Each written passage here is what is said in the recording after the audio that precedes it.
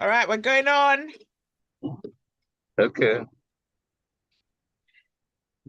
Smooth 98.1, love music, love life. This is Freshly Pressed. We have the analyst in, and we're looking at the news stories making the headlines across the country this morning.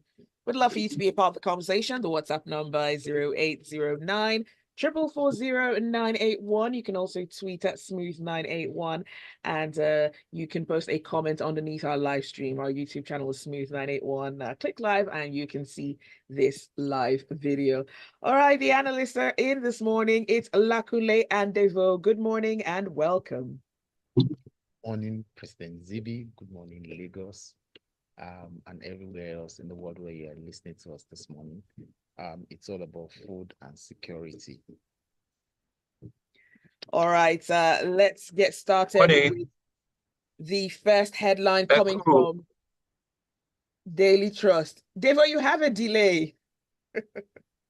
Morning, Eku Benway. All right. The Benue State government says it is set to establish its own power plant in order to boost socio-economic development in the state. And this is coming from Daily Trust. Devoe? Yes. I guess usually we always start with a hammer and pounding of our government, but I think this is one solid story coming from the Benue State.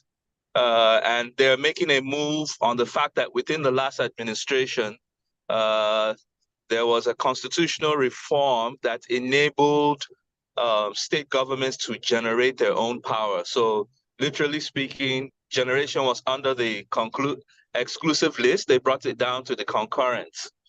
Now, that move on its own has seen one or two states make some effective power generation moves in the name of Abia State government, which literally has been in the press on a daily basis. Benue now is talking to some power companies to help them create a pilot phase to enable them to generate their own power. Now, the good news here is that they haven't mentioned the full story in terms of where they will get the gas or what kind of power plants it will be, because you can have gas plants, you can have thermal plants, you can have hydro plants, you can even have windmills. They're all forms of energy that is generated. However, what is important is that we hope that they will put a timeline to this plan. And why do I say so?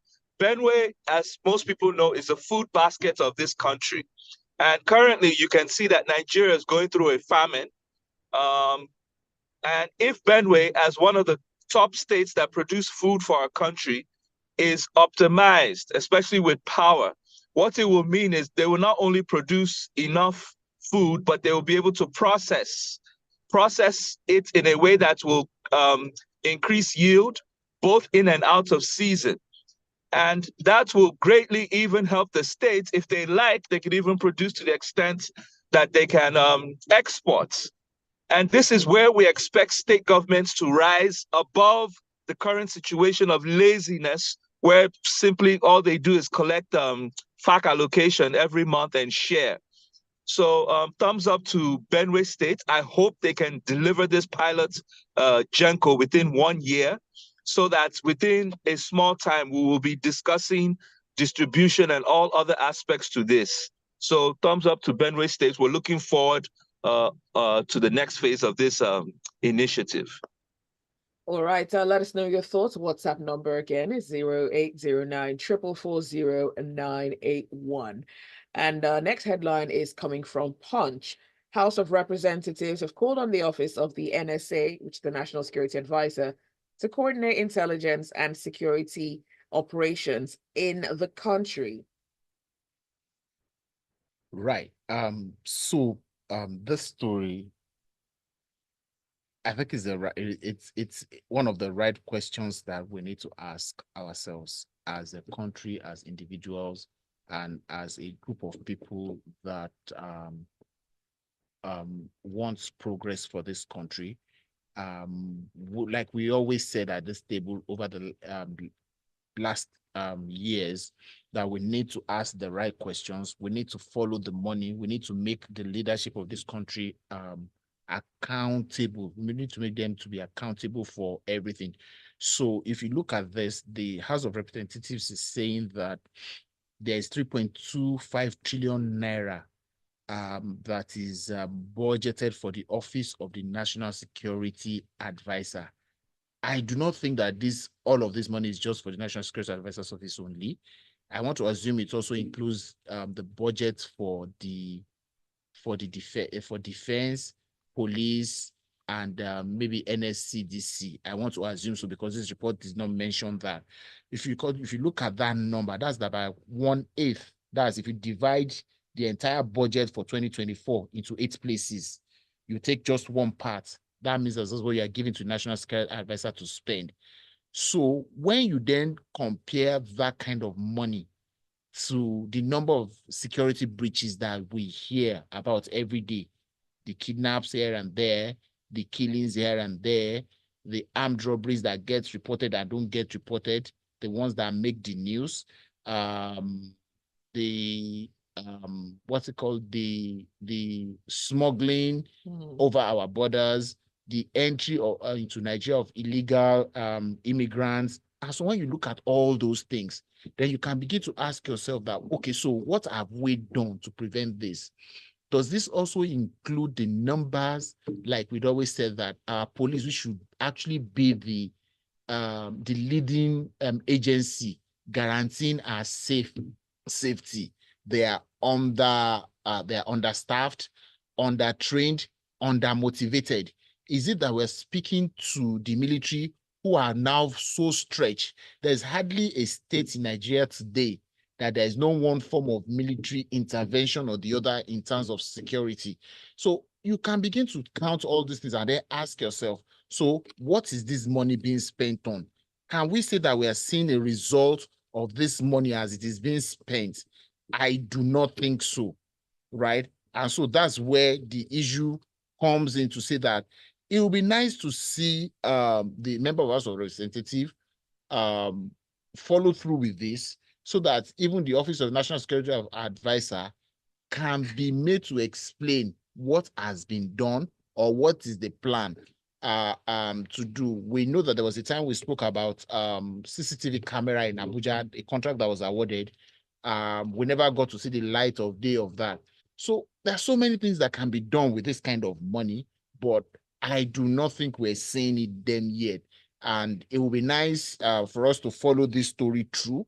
The news agency that brought this to our attention, it will be nice to see them follow through on this story, maybe also do their own investigations and find out where the money has gone. Follow the money. You're listening to Freshly Pressed on Smooth 98.1. The analysts are in Lakunle and Devoe. We're moving on to the next headline, and this one is coming from Vanguard. Hardship. CSOs urge federal government to restore social investment programs. Devoe? It's a very tricky headline because the CSOs, those are the civil society organizations. Basically, they address various aspects of society that require some kind of intellectual or competence or skill to build a better country. However, they're saying that some of the projects or programs that were under various ministries that have been, would I say, put on hold or maybe scrapped, like the poverty alleviation program, the conditional cash transfer, the government enterprise and empowerment program, the homegrown school feeding program, which were all operating under the presidency at some point. And at another point, they're operating under the Ministry of Humanitarian Affairs and Poverty Alleviation. And as you know, many, as they were saying, that many of those programs were targeted. Like, for example, the homegrown school feeding program was not just about schools and our children eating 1 meal a day, because with the 20 million children out of school and on the rise, one of the biggest challenges was that parents could not pay school fees and feed their children at the same time. Now, that's even one angle of it. The other angle was that they actually empowered farmers to actually grow directly to give to those schools. So it was like a dual benefit. The farmers were gaining the schools and the students were gaining. The Empower program was for youths who were unemployed in terms of giving them skills to be able to create businesses on their own. Now, you see, I can go on and on some of these beautiful projects. Even the conditional cash transfer was a real life palliative, meaning poor people who can't afford a meal a day. You can't really speak much English about skills for them. What you do for them in the immediate is put a little cash in their hand so that they can survive.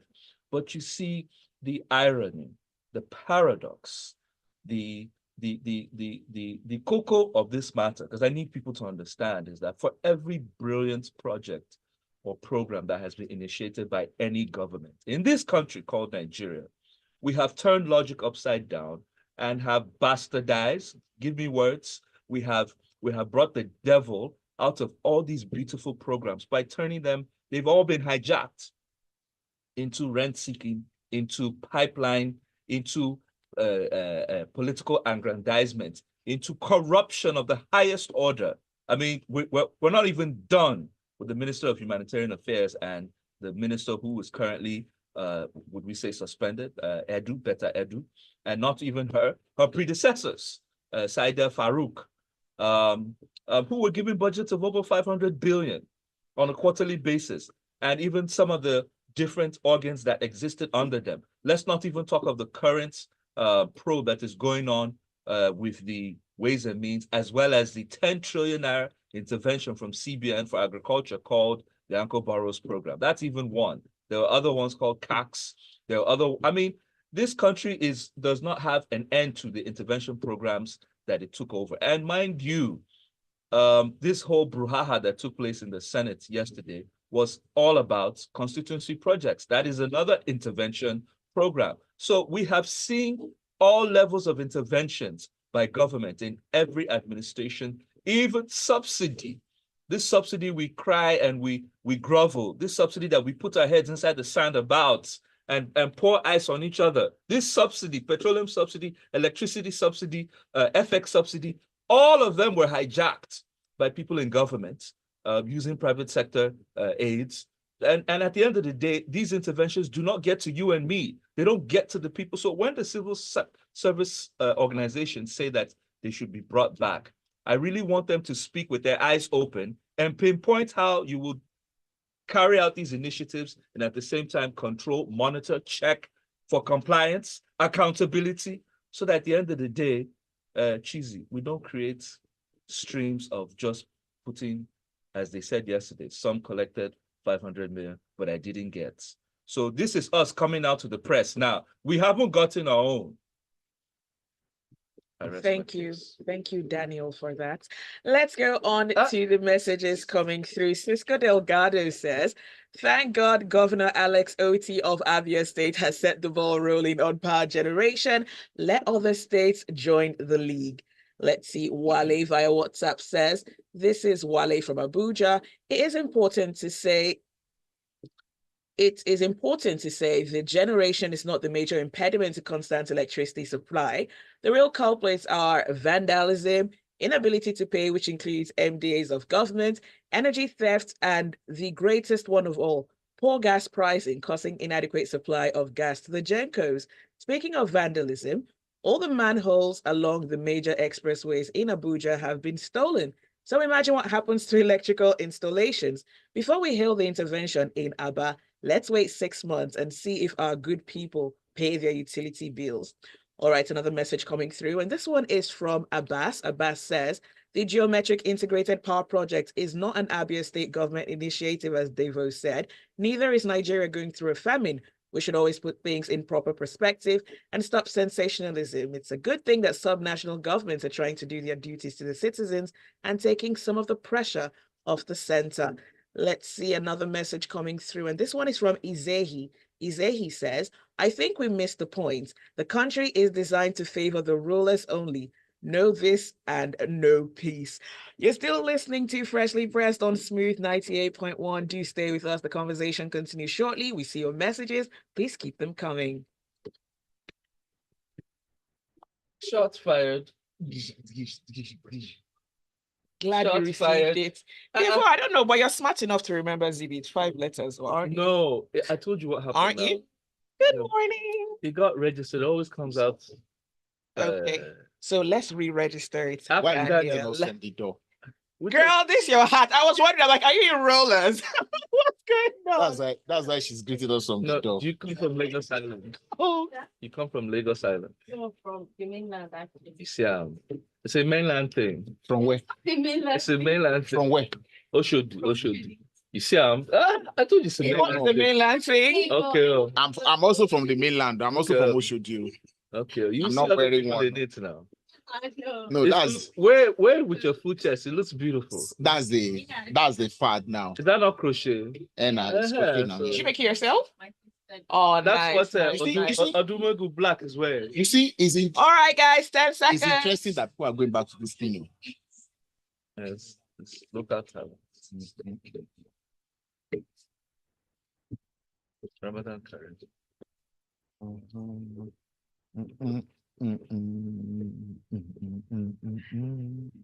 You're listening to Freshly Pressed on Smooth 98.1. The analysts are in. We're looking at the news stories making the headlines across the country. Don't forget, we want to get your thoughts. We're streaming live on our YouTube channel. It's Smooth 981. So please subscribe, and you can even post a comment on there or catch this later. And the WhatsApp number is 0809 440 981. You can also tweet at Smooth981. The analysts are in. It's Lakunle and Damien. Let's move on to the nation. Lakunle, this one is for you. Adeleke raises alarm over planned attacks on schools' farms. So, the spokesperson to the governor of Osun State, Olawale Rashid, made the statement yesterday, according to this report in Osogbo, that the state government has got a report that there's a plan. Okay, let me read verbatim. There's a plan. There's a deliberate mobilization of criminal elements to attack rural areas of the state. The administration was worried about reports, adding that those behind the plots were targeting destruction of farming through kidnappings and attacks on rural farm settlements. Now, a few things. One, the governor of any state in Nigeria is supposed to be the chief security officer of that state. How much power does that governor have over the security apparatus that are resident in its state? That's a question that all of us need to answer in this country. Having said that, now that they have these reports, is it just enough to just speak to it on radio or on TV or in newspapers? What effort is the state government making to ensure that this does not happen? Is the state thinking of identifying every resident of the state in every corner of the state, town, city, village, rural area, urban in the state, so that when a new person comes, they can easily identify such new people? Again, the story was about a directive going to principals of school to review security and safety measures within their schools. How much power do principals of these schools have? How much funds do they have to run these schools? What security measures currently exist in these schools that we're talking about? What do the students know about safety? Have they been taught how to react to the kind of expectations that we have? So those are the questions that would ordinarily come to mind when we read this kind of report. Then we go back to the police issue. Just before we came on, I was just telling you about what happened on Awolowo Road just yesterday evening. We were in traffic, and probably somebody who could afford it in 2 utility sports vehicles, policemen came down and were driving the rest of us off the road for them to park. The lesser citizens. So even then, that the police that we have, we know the number is not adequate to police us. They are all busy doing VIP services. So how can we then just be speaking to we have report? We're not doing things to discourage criminality. criminality appears to be profitable in Nigeria because people who indulge in it, who do it, seem to get away with it every time. Once they are not caught at the point they are doing it, they seem to get away with it 9 times of 10.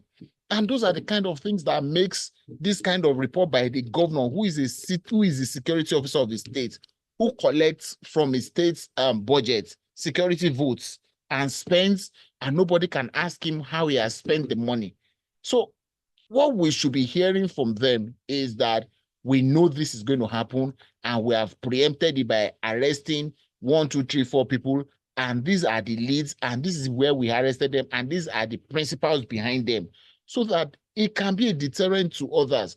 As long as we're not able to catch one, 2 more will be emboldened to do what the first person has done.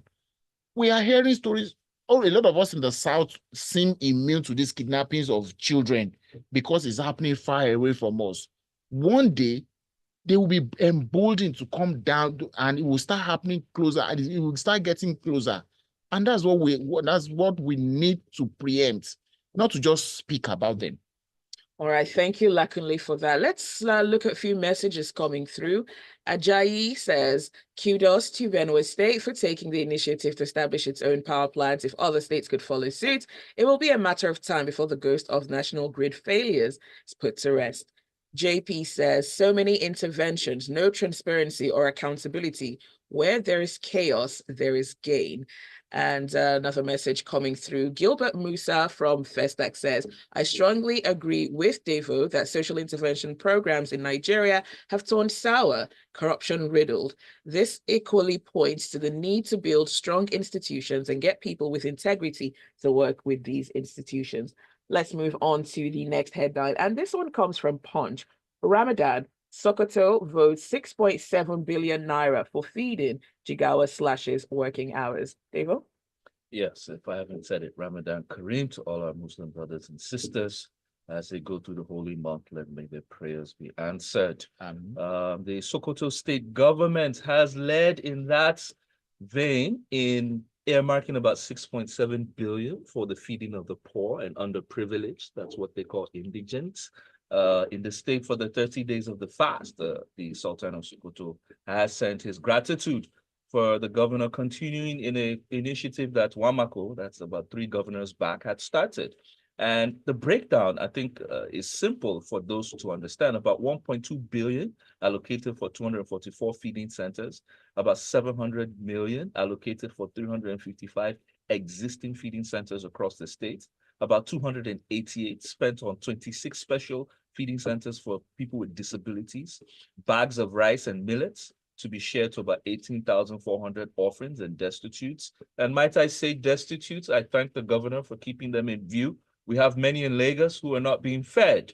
And as you can see, as we're going through this famine, many are on the streets, not just destitute. Has the government actually declared that there's been a famine, or is this your interpretation? Well, when the bulk of Nigerian people, like 133 million, who cannot afford a meal a day, plus those who have fallen short with the increased inflation, with the hyperinflation, you do have a famine when they're stopping cars. It is not a famine. I'm coming. Sorry, when they're blocking cars from things in proper when they're perspective. blocking trucks from moving food across the borders because Nigeria does not have enough to go around.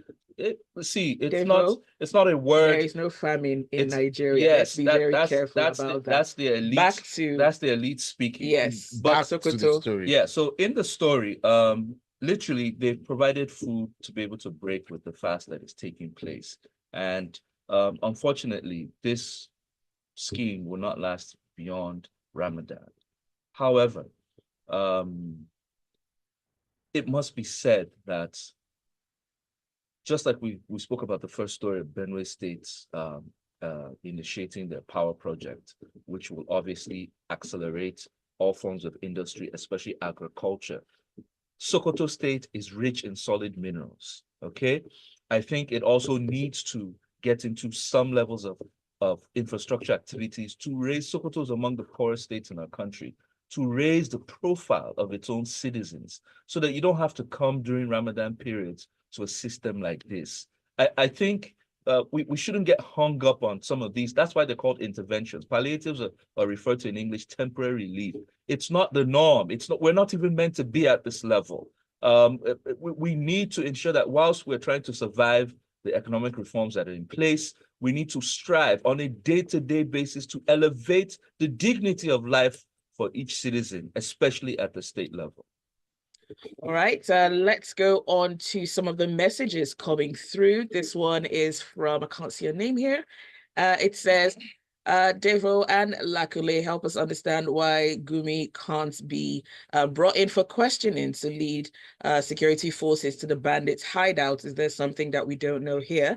Plus, how come Nigeria is still talking power generation, transmission, and distribution in 2024 when other nations are talking a massive? We don't have light that has potential to drive an economy and create massive jobs. Fabian from Ekbe says, Lakunle, you should have taken videos of those officers and posted it on social media.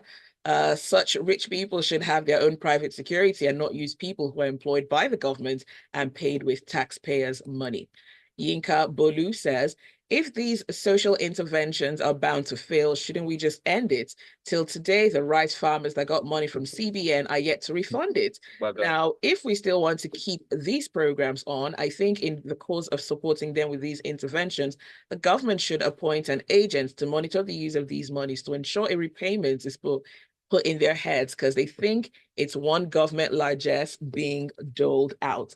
Keep the conversations coming. 0809 444 981. And the next headline comes from Premium Times. Nigerian lawmaker reveals each ranking senator got 500 million naira worth of projects in 2024. It's funny. We just spoke about that budget was 28 trillion, and 1/8 of it is being given to the National Security Office. This is another 1/8 that's also come to, we're hearing of the 20 trillion that's actually a padding. If it is true that it's also been in the, so you see now that we have taken 2 8s out of 28, and that's like we have taken about a little over 6 trillion out of the 28 trillion that's the national budget. Now, the history behind this matter of what's it called? Constituency project. Okay, so we knew it happened way back when the sitting president felt that the way to control David had to be specific. So he needed to control the Senate, and he knew that all of them were up for the money, and they introduced this thing. Then we shouted that it was illegal. Those who could shout then shouted it was illegal. But today it has become legal and institutionalized that this happens. Now, why this is making the story, why this is making the headline is not because they got the money, but because one person felt aggrieved in the sharing formula or did not get at all. That's why it is making the news, right? So that they get constituency allowance in whatever amount is not the issue. The issue is that one person did not get, because from this story, the person said ranking senators got 500 million, the senator from Cross River. So they got this amount.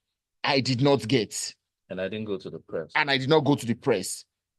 Do you get? So why the story for me is not really a big deal is the fact that the man is not telling us because he knows that it is wrong to do, right? But because he didn't get his own share. So if he had got his own share, he would not have spoken about this. But now let's look at it from the other part, which is the part that I am a bit circumspect about, right? We'll look at it from this way. So let's imagine Devoe here is elected senator from appropriation. Imo State. He's from Imo State, right? So all of us that are his friends say, Pepe, don't rest. So our expectations of him will change. We'll demand from him. His next door neighbor, who's had 7 children, would have the 8th one, would go to him and say, Senator, I beg, I want to do naming ceremony, or I've not finished paying hospital bill. The one that has children in university will come and meet him, Senator, give me money. if he says, I don't have money, do we, those people surrounded, do we have the understanding that he doesn't really have the money? But he needs to fit that thing that he's a big man in Nigeria. So he needs to find a place to get the money to feed those demands. And these are the ways that we have legalized the ways they get these monies to feed those kind of demands. Then it then cycles back to peradventure, if governments had done the right things with our monies, that we don't have to depend on individuals like Devoe is now a senator, we would not be where we are with these kind of things. So it's a question or something that all of us Nigerians need to think about. What do we want to do? What we want to have? How do we want our daily, monthly, national life to look like? All right, let's look at the messages quickly. Cisco Delgado says, why feeding the engineers of the state only during Ramadan? And Damilola says, there is no famine in Nigeria. That is fake news. Idima Puza says, what happened at the Senate was mere washing of dirty linen in public. It merely shows the type of leaders that we are wasting our commonwealth. Exactly. It's like a continuation of the off the mic episode. It's shameful. And let's see. Ayo from Festac says, our Super Eagles playing today. I see you, analysts. That's Lakunle. Lakunle reps Nigeria every day, just like you are in your profile picture. Super Eagles are always playing in my head every day. Dan Okuda says our senators from their actions and inactions are not honorable.